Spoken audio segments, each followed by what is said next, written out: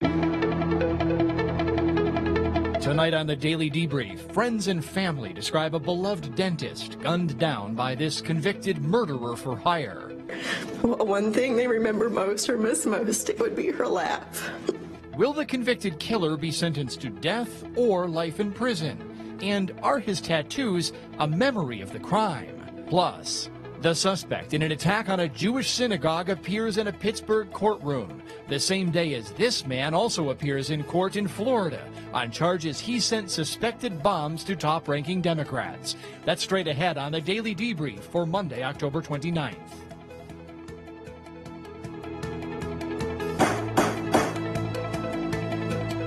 And good evening, everybody. Welcome to the Daily Debrief. A Texas jury today began to determine whether a convicted murderer should be sentenced to death or life in prison. Let's break down the key players one more time in this very complicated case. Dallas area dentist Kendra Hatcher died in what prosecutors describe as an execution-style shooting in September 2015. Authorities say Hatcher was dating this man, Ricardo Paniagua. The problem was his jealous ex-girlfriend, authorities say. Her name, Brenda Delgado. Authorities believe she was the mastermind who hired the current defendant, Kristopher Love, to rob and kill Kendra Hatcher. Jurors convicted Love last week. Now they are deciding his punishment. Another woman named Crystal Cortez admitted to being the getaway driver. She pleaded guilty and testified against Love. Prosecutors began the penalty phase of the trial today by calling police officers who had encountered defendant Kristopher Love in the past. One officer from Memphis, Tennessee, testified about Love acting as a getaway driver in a stolen car referred to as a steamer. Here, that officer reads a statement given by Love about his actions with an accomplice.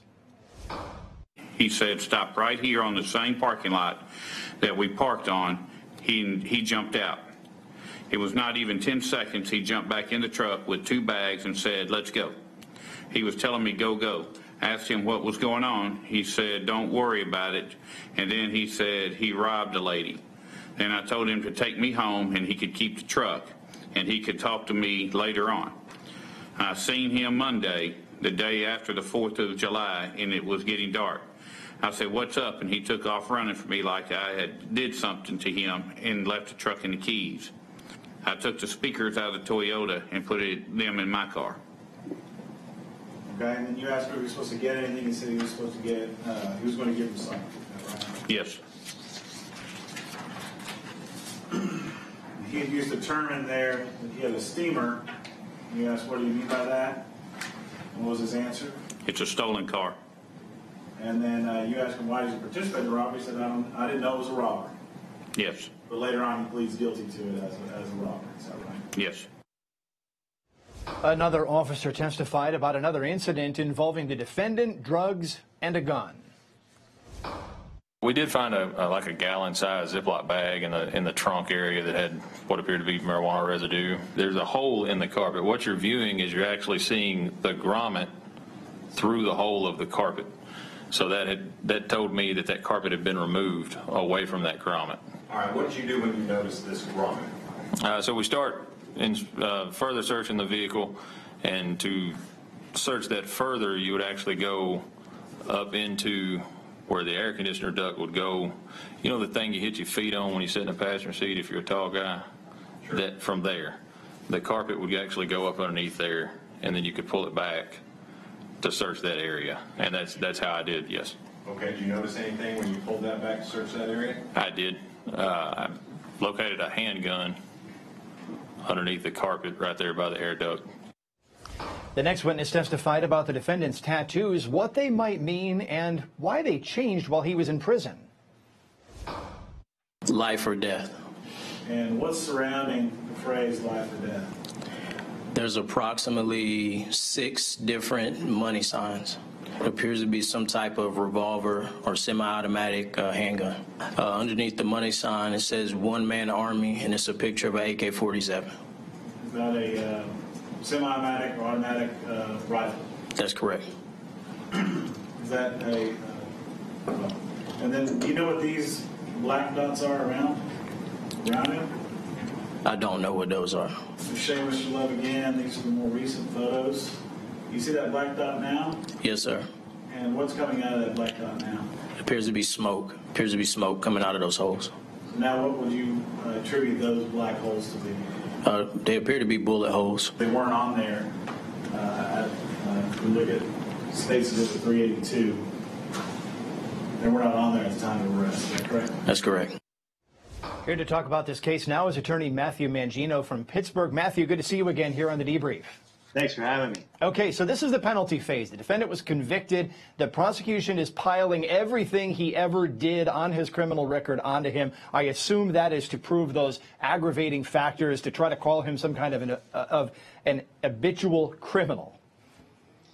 All right, this is the penalty phase. And, you know, just like a sentence, your criminal record, past charges, incidents of when you may have fled or absconded on bond are all relevant factors. And the jury needs to have this information in order to make a significant decision that they have to make here. And that's a matter of life and death. And it's also a matter of future dangerousness. Is there a propensity for future violent conduct? And if the jury finds that, along with the aggravating circumstances that are being presented to them during the course of this penalty phase, then they must find him, they must impose a sentence of death. Mm-hmm. What do you make of these tattoos, Matthew? I mean, they apparently were one way when he was arrested, and they're another way now.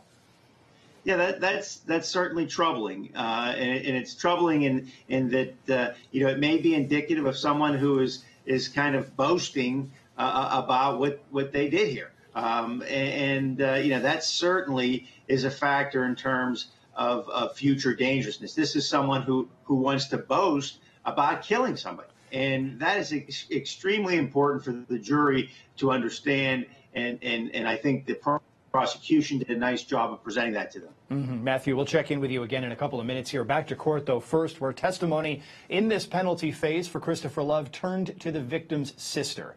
She described Kendra Hatcher's interest in her new boyfriend and what that sister missed the most about Kendra. We talked all the time on the phone, and it wasn't uncommon for her to tell me about a date that she had had, but I never got a lot of detail. It was just I had a date, or, you know, I went to this game and I talked to this guy. When she met Ricky, it was definitely different, and she couldn't wait for us to meet him. And sorry. Was she planning on bringing him home pretty soon after the They were planning a trip to Mexico, and then the following weekend they were coming home. Was that kind of a big step for her and for y'all? Yeah, we had not met any of her boyfriends, so it was a big step. Did you think this was a different relationship than she had in the past? It was. She was talking about getting engaged and moving possibly, which Kendra was very independent, and she wouldn't have discussed that if that wasn't the plan. We miss her a lot. Okay. Yeah. I think when we met, you were desperately trying to find a video of her laughing. Yeah. What about that?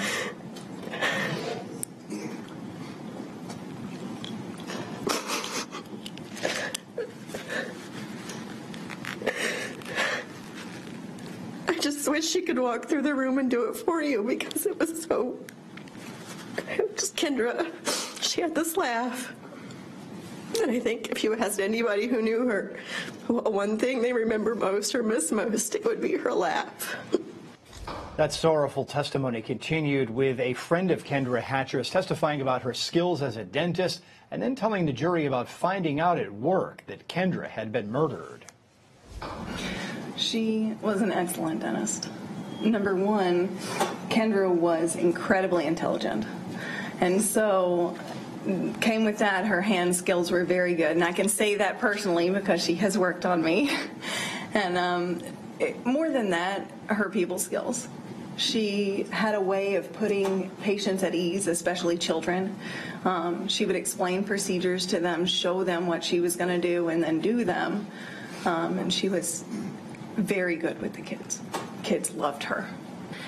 And then I made a comment to my brother, who runs my office, and said how weird it was that I was getting phone calls from people that I hadn't talked to in a while, and he immediately snapped and said, "Do not answer your phone." Then I knew something was wrong, and I said, you have to tell me, and you have to tell me right now what is happening. And he came in my office, and he said that Kendra was murdered, and I did not believe him. I immediately picked up my phone, and I dialed her, and it went to voicemail, and I dialed it again, and it went to voicemail, and I don't remember a whole lot after that. I canceled patients until the following Monday. I couldn't drive. He drove me home and then Ubered back. And I looked at my husband and my baby girl, and I said, I'm not a functional person right now. That's how the victim was remembered in that courtroom today. Compare it, though, with this cold and calculated testimony about premeditated murder from co-defendant Crystal Cortez. She pleaded guilty, accepted a 35-year sentence, admitted her role in the plot, and named Kristopher Love as the co-defendant. Were you an integral part of the planning of this offense? Yes, I was. Were there ideas or things about how this should happen that were your ideas? Yes. Such as? Putting the gloves on, finding the weapon, pretty much following Kendra Hatcher. Probably 2 weeks after I met Brenda, we started planning this murder. We would follow Miss Kendra. We would stake out her apartment. We would sit in the parking garage. We would follow her from her job to her house. We pretty much just found out her daily routine.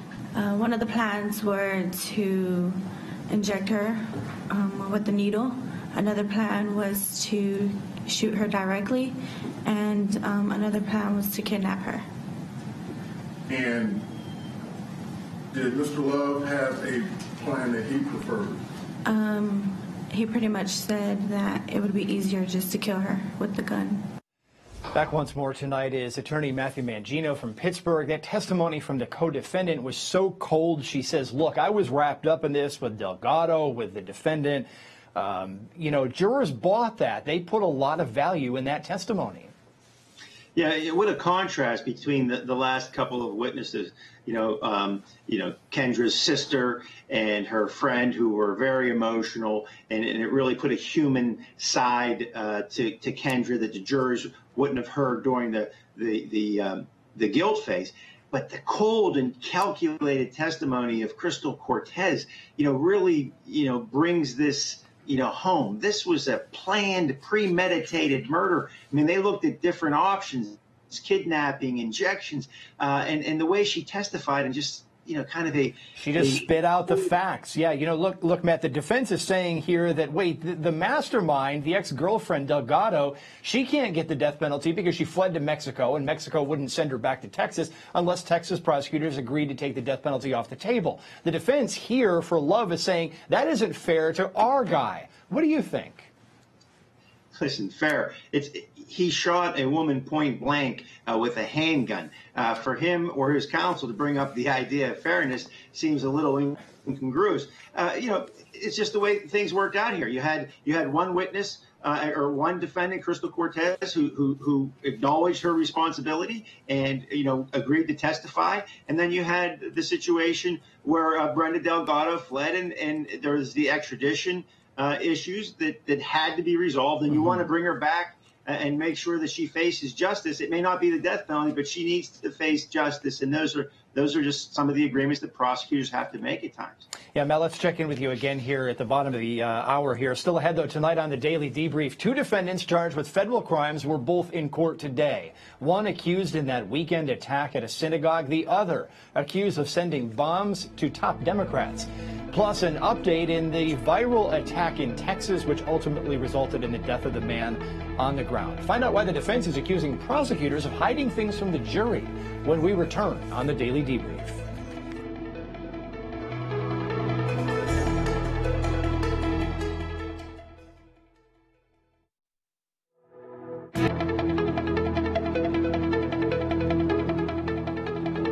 Opening statements are running a little behind schedule in an Iowa case involving a man accused of murdering his own 4-month-old son. 28-year-old Zachary Cohen faces trial over the death of infant Sterling Cohen. Wife Cheyenne Harris, on the left there, faces the same charges as her husband. She will be tried separately. Authorities found the little boy's body rotten and infested with maggots. A medical examiner said the child died from a, quote, failure to provide critical care. Jury selection began this morning but stretched longer than expected into the afternoon. Trooper who was charged with murder. Prosecutors say this man, Mark Besner, pulled out his taser and shot an unarmed 15-year-old who was riding an ATV through the streets of Detroit. The victim, Damon Grimes, crashed into a parked pickup truck and died. Besner is charged with second-degree murder and involuntary manslaughter. Besner testified that Grimes reached for his waistband twice, leading him to assume Grimes had a gun. Besner cried on the witness stand and said his decision to use his taser was, quote, terrible but justified. A Texas man with ties to law enforcement is accusing the prosecution of hiding the so-called true story of what went down in this viral video. Terry Thompson, whose wife was a sheriff's deputy, choking and ultimately killing 24-year-old John Hernandez in a Denny's parking lot. The wife joined in and will be tried separately. Thompson's defense began by accusing prosecutors of, quote, deception by limiting testimony about what happened leading up to the encounter. The defense says Hernandez was involved in another altercation that night and was known to be violent when drunk. But jurors didn't hear all of that because of evidence rules. The fight started when Thompson caught Hernandez urinating outside the restaurant. Now to criminal incidents making national news. The suspect accused of opening fire in a Pittsburgh Jewish synagogue appeared in federal court today to answer to 29 criminal charges. The charges include obstructing the exercise of religious beliefs resulting in death and use of a firearm to commit murder, among other charges. Authorities say 46-year-old Robert Bowers killed 11 worshipers, wounded 2 more, and further injured 4 police officers. No cameras are allowed in federal court where Bowers appeared today in a wheelchair, apparently due to wounds suffered in a battle with police. Bowers had been in the hospital until this morning. He did accept help from a federal public defender. As mourners gathered at the synagogue to remember the 11 who were killed, investigators uncovered anti-Semitic rants on Bowers' social media accounts. The federal prosecutor for Western Pennsylvania is seeking approval from Attorney General Jeff Sessions to seek the death penalty. President Donald Trump said he supports a swift execution in this case. Now for other incidents making headlines, here is Anthony Velez. Here are today's top crime stories trending on Law&Crime.com and across the country.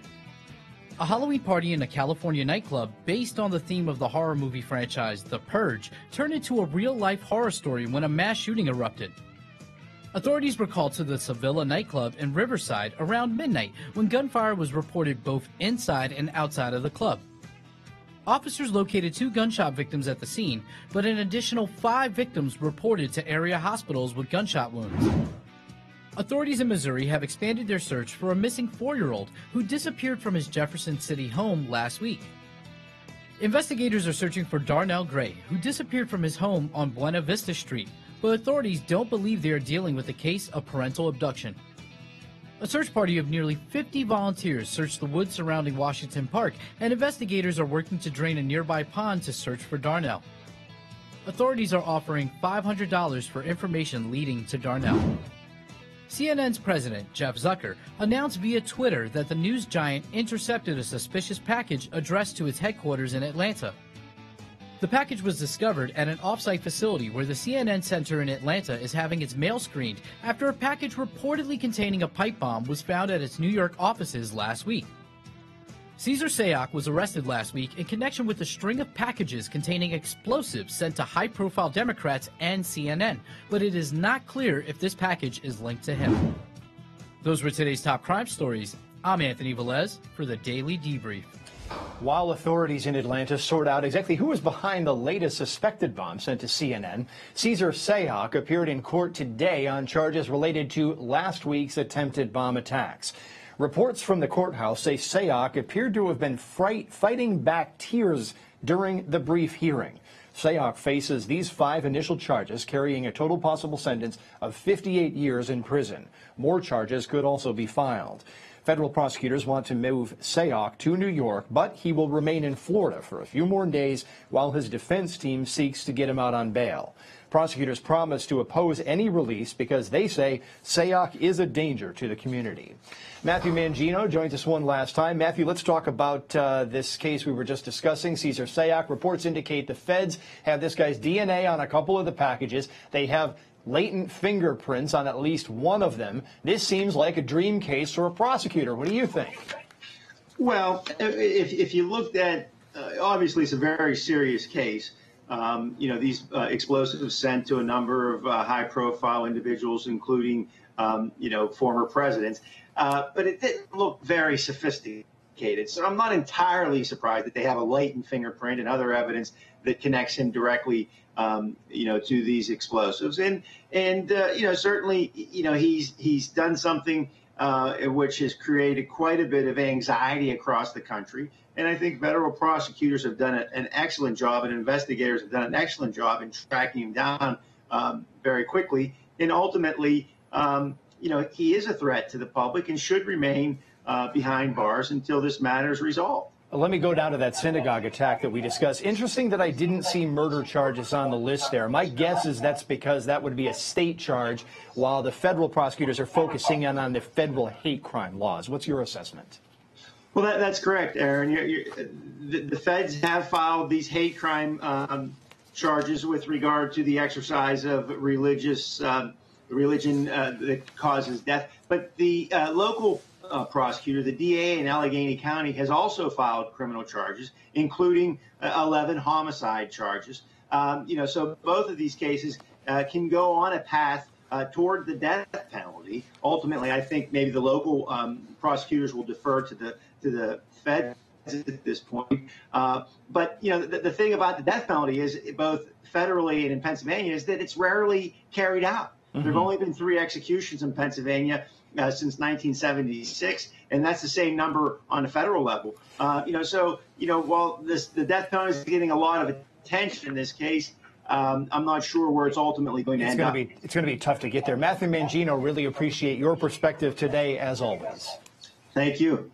That's all the time we have today on the Daily Debrief. A reminder that the Law&Crime Network will be streaming a number of the trials we discuss beginning tomorrow at 9 a.m. Eastern. For all of us here at the Daily Debrief and at Law&Crime, have a good evening. We'll see you tomorrow.